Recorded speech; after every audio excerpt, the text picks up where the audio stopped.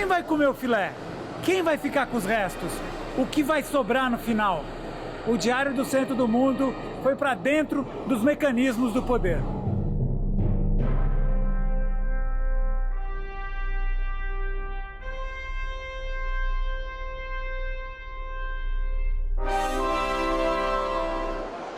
O programa de hoje é especial, inteiramente dedicado ao pré-candidato à presidência, Ciro Gomes. Ciro Gomes, Kiko Nogueira. Ciro, por que novas eleições agora seriam uma marinice? Repare, eu defendo a legalidade, ponto. Nós temos hoje uma democracia que está se liquidando em apenas 27 anos de democracia formal eleitoral, e toda e qualquer digressão que não restaure pura e simplesmente o ditado democrático eu considero uma marinice. Para que uma tese como essa acontecesse, era preciso uma tramitação absolutamente improvável. Ou seja, 3/5 da Câmara Federal ainda muito fortemente controlada pelo bandido Eduardo Cunha, 3/5 do Senado controlado pelo Romero Jucá, Eunício Oliveira e Renan, e ainda assim, essa emenda improvavelmente prosperando, o vice-presidente da República, que tem um mandato de 4 anos conexo ao mandato da presidente da República, teria toda a legitimidade para postular junto ao Supremo Tribunal Federal a inconstitucionalidade dessa emenda. Por quê? Porque ela retroagiria para ferir direito adquirido, qual seja o mandato de 4 anos. Ou seja, o golpe está dado, 2018... Eu estou fazendo o que eu posso e o que eu não posso, sem dormir, trabalhando, me esgoelando, porque a nossa chance é evitar a consumação do golpe ainda agora no Senado. Você acha que por mais que seja improvável, né, chance tem.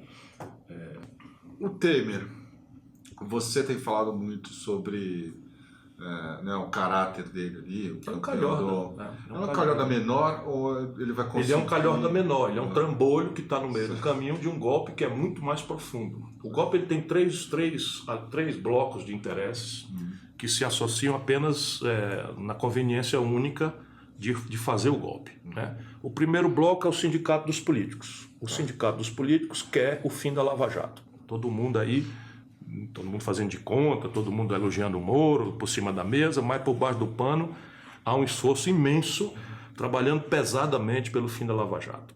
O segundo bloco é o bloco dos agiotas, que são 10 mil famílias que se apropriam desses 600 bilhões de reais por ano, que é dinheiro do povo.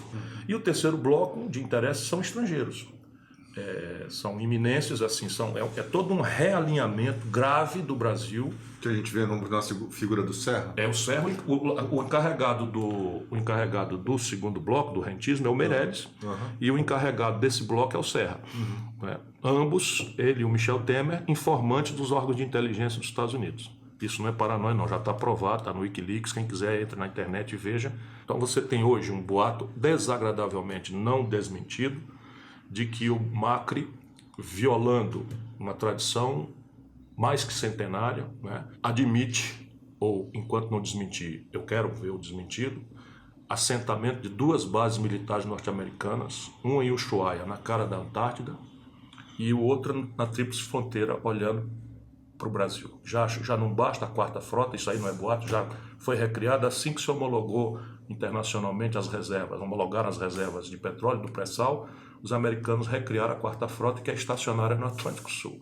Então são coisas graves que, por exemplo, o BRICS pode abrir para o Brasil, no futuro muito próximo, poderia abrir um regime de preferências comerciais que nos daria uma escala de quase 3 bilhões de consumidores. O BRICS está prestes a fundar, já fundou, foi feito em Fortaleza, um banco que nasce com mais potência para financiar um experimentalismo institucional worldwide, o mundo inteiro, pela primeira vez desde a Segunda Guerra Mundial, quebrando o monopólio da hegemonia das instituições de Bretton Woods, Fundo Monetário Internacional, Banco Mundial, Banco Interamericano, que hoje são evidentemente controlados pela América, pelos Estados Unidos.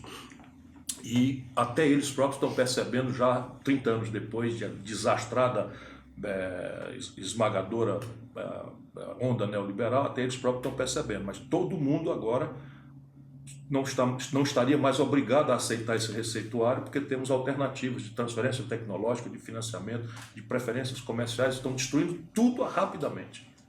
Aí o canalha do Serra fala em manipulação ideológica da política externa do Brasil, partidária, e aí agride a Venezuela. E é o papel mais cretino e imediato é derrubar o governo da Venezuela. A Venezuela dá ao Brasil, pelo menos a números do ano passado, 5 bilhões de dólares de superávit em nosso favor. Quem é que está tratando um parceiro deste nível de importância para o Brasil ideologicamente? Em nome de quem? Em nome de quê? A lei de partilha do pré-sal, ali está a indicação de onde é que o dinheiro, ouvi na conversa, nós estamos falando de $1 trilhão, trilhão, né, em um certo universo de tempo, aonde está o dinheiro suficiente para você revolucionar a história da pobreza do Brasil, nosso atraso tecnológico. Eles estão aceleradamente, já votaram no Senado, estão na Câmara, já votaram nas comissões, e tudo está acontecendo, e o nosso povo aparvalhado e distraído com a novelização do escândalo. Essa coalizão PT-PMDB, da forma como que está, acostumou-se a fazer uma seleção às avessas. Quanto mais incompetente, mais picareta, mais prestígio. Então, repare bem, eles estão querendo dizer agora que vão escolher um camarada chamado Eduardo Cunha para presidente da Câmara. Esse cara deve ser, assim, entre 1000 picaretas, o picareta mor. O picareta mor. Toda a linguagem dele, eu conheço esse cara. Desde o governo Collor, ele operava no escândalo do PC Faria na Telege. Depois estava enrolado no escândalo do fundo de pensão da SEDAI no governo Garotinho. E aí vem vindo. Depois estava enrolado no governo Lula com Furnas. E agora enrolado até o gogó em tudo enquanto. E ele é que banca os colegas. Todo mundo sabe disso. Antigamente o picareta achava a sombra, né? Procurava ali o bastidor, ia fazendo as picaretagens dele escondido. Agora não, quer ser presidente da Câmara. Você acha que é possível governar sem... O que é que você tem que fazer? Caras? Primeiro você tem que moderar a promessa. A Dilma começa a cair quando abre mão da política e entrega os destinos do país a uma especulação de marketing. Confinar os processos que interagem com as maiorias qualificadas do Congresso a exclusivamente 1 ou 2 temas ao redor dos quais o presidente segrega a tarefa de chefe de governo para assumir uma tarefa que no parlamentarismo é funcionalmente separada, de chefe de Estado. Então, uma reforma fiscal, lato sensu, e uma questão da reforma política. Nesses 2 temas, o presidente tem que puxar o debate, informar a sociedade, trazer a inteligência do país, a inteligência internacional comparada, ajuizar o debate, fazer a magistratura e, no fim, abrir mão de qualquer veleidade pessoal, né, para mediar o seu magistrado da solução de um possível consenso que não é provável. Ou então, ajuizar as propostas e mandar a deliberação direta do povo, por plebiscitos e referendos, que a elite brasileira agora chama isso aqui de chavismo. E plebiscitos e referendos é a história dos Estados Unidos, é a história do mundo inteiro. Vamos acabar com isso. Então, por quê? Porque senão não tem reforma. Se você fizer uma coisa só o jogo de Brasília, não tem reforma, porque os grupos corporativos, as minorias ativas organizadas, os lobbies, os grupos de pressão, eles cercam a representação, enquanto o povo está atomizado, vivendo a vida dura que vive, pagando um 3º turno de trabalho sem receber nada dentro dos ônibus, ouvindo bala perdida, maltratado nos postos de saúde. Você chamar o povo em abstrato para modernidades institucionais, isso é ridículo, né? Então, fazer isso. E nos outros assuntos, servar uma maioria simples.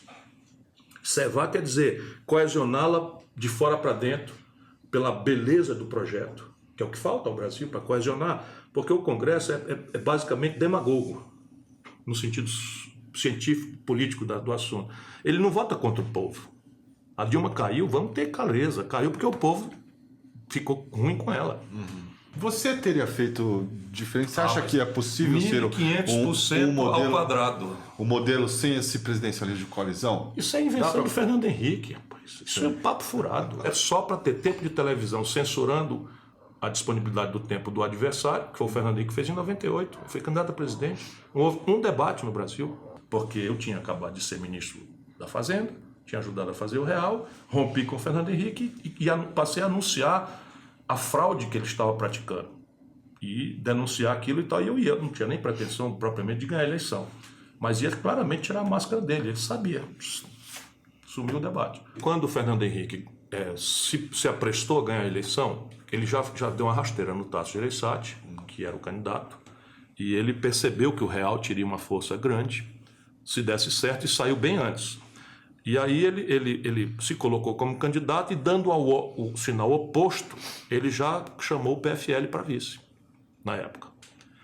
E eu briguei, me afastei e tal, depois, enfim, cumpri a minha obrigação, mas larguei a política e fui embora. E, em seguida, a lógica da reeleição, ele se aliou o que não presta e o que mais não presta e meio.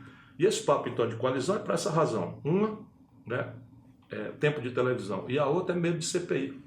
Sim. Porque ele estava se preparando para fazer a imundície das privatizações ao modo como ele fez, e aquilo fazia a reeleição, que é a emenda constitucional, onde compraram votos e ficou provado. Tem gente que foi punida. Então, é a primeira vez que você tem uma mercadoria vendida, se sabe quem vendeu, se sabe quem aproveitou e nunca se apurou quem comprou. Coalizão é uma coisa do ramo.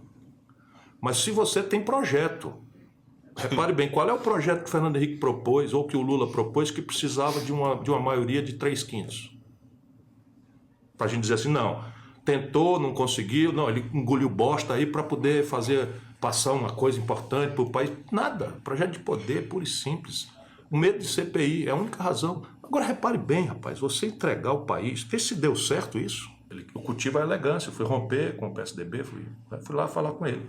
Não faça isso, escolha um ministério. Não, você tá me entendendo errado, não estou afim de coisa. Eu vim aqui romper com você, eu formalizar minha saída do PSDB, e além do mais, você fechando os olhos para a corrupção. Ele pertigou-se assim, como, Ciro? Corrupção? Olha como o Brasil é mesquinho. Esse Eliseu Padilha, seu ministro dos Transportes, que foi ministro da Dilma e que foi ministro... E é ministro do... Tô de saco cheio. Vai tratar esses caras como? Com punho de renda? Achem outro. Você chama o Eduardo Cunha de ladrão, como eu fiz a uma distância assim, ele vira pro outro lado da cara. Jura? Com toda elegância. Com toda elegância. Então, se alguém achar que bom pro Brasil é esse tipo de gente, boa sorte. Ele tá te processando. Me processou, já fui lá, chamei de novo. Na frente dele foi absolvido. O Michel Temer tá me processando. Eu conheço o Michel Temer é bandido, é corrupto. Conheço ele, é corrupto. Chefe da quadrilha, do lado quadrilha do PMDB. Como é que o filho tem 2 milhões de reais de patrimônio e ninguém procura a origem disso? Porque você pode antecipar o patrimônio, mas qual é a origem? Um filho de 7 anos ter. Imagina se o Lula ser assim. Nossa! Então, tem uma coisa errada. Mas tem uma coisa errada também, né, quando você vê o Lula querendo que a Dilma entregasse o Ministério da Fazenda ao Meirelles, e a Dilma sofre um golpe e o golpista bota o Meirelles. Tem alguma coisa ali que tá... O Romero Jucá foi líder do governo Fernando Henrique, líder do governo Lula e líder do governo Dilma. Então eu não quero isso, eu quero romper com isso. Se você olhar, a única coisa estável no Brasil é o lado quadrilha do PMDB. E nós vamos continuar aguentando isso até quando?